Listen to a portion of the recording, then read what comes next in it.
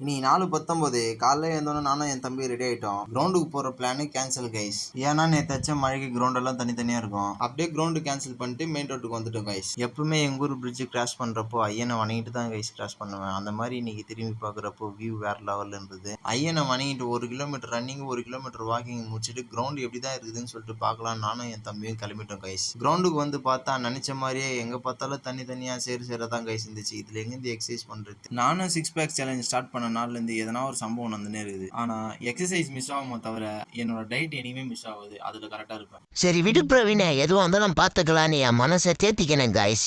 டப்புன்னு டீ அடிச்சு முடிச்சுட்டு அங்கிருந்து நவுந்துட்டோம். நண்பர் ஒருத்தர் வரேன்னு சொன்னாரு கைஸ். அவரை போய் கூட்டின்னு வரலான்னு போனோம். அங்க போய் எங்க சுத்தி பார்த்தாலும் ஒரே புளியாம்பழமாவே இருக்கு. நம்ம சும்மா இருக்குமா டேஸ்ட் பண்ணி பார்த்துடலாம். டேஸ்ட் பண்ண ஒரே புளிப்பு.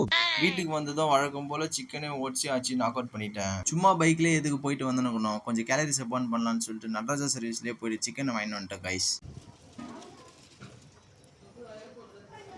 கை கட் பண்ணிருப்பேன்.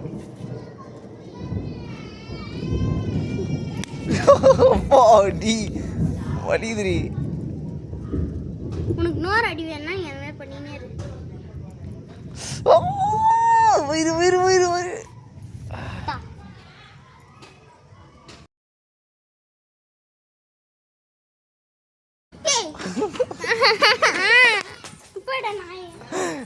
இப்ப பார்த்தது வேற யாரும் இல்லை, என் தங்கச்சி தான். அவ கூட கொஞ்ச நேரம் விளையாடிட்டு இருந்தா கைஸ். செம்மையா மழை வந்துச்சு. மழை வந்த உடனே கரண்ட் கட்டு கைஸ். நடாது பிரவீனுக்கு வந்த சோதனை நினைச்சிட்டு செகண்ட் மீலுக்கு சிக்கன் ரைஸ் ஆச்சு நாக் அவுட் பண்ணிட்டு நீங்க நாளை முடிச்சிக்கினேன். Tata bye by.